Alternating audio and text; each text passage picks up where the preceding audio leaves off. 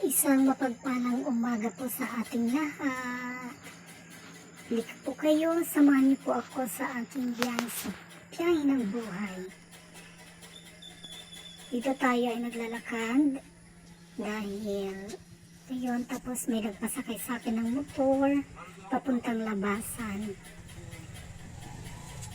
As you can see, ito yung dinadaanan ko araw-araw sa pagpasok sa paaralan. Isa akong volunteer teacher for almost 4 years. Every day, gumigising ako ng 4 o'clock in the morning. Tapos, lalabas ng bahay ng around 5. Kasi pag nabutan ako ng 6 o'clock kung biyahe, late na akong dadating sa school. So, mabuti na yung early akong pumapasok.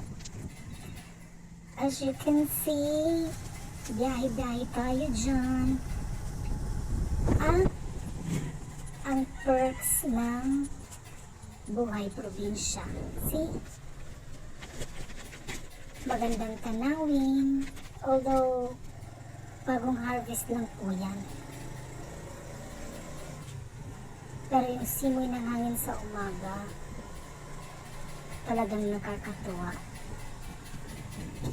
Mga around 5:15 pa lang yan ng umaga. O 5:15 o 5:20. Yan ang araw-araw kong dinadaanan. Minsan pag siniswerte, meron pang hamog. Mga 20 minutes ride from mula sa pabahay papuntang highway. Pero minsan, nilalakad ko lang para exercise na rin. Tsaka, minsan kasi matagal umalis yung driver. So, kesa mali, ilakad na lang. Kasama na exercise. Kasi minsan, dadating ako doon sa Eskinita. Minsan almost half an hour hanggang 1 oras ang inaantay ko bago makasakay. At yan, isang napakagandang umaga.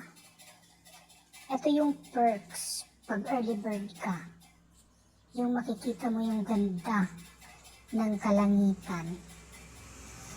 Diba? Sinong mag-aakalang mag-aalas 6 pa lang yan ng umaga? See, gustong-gusto ko talaga yung iba't ibang tone o iba't ibang kulay ng ating diba? So, yan lamang po. Thank you and please don't forget to like, share, subscribe for more videos para sa Laagang Burikat na teacher.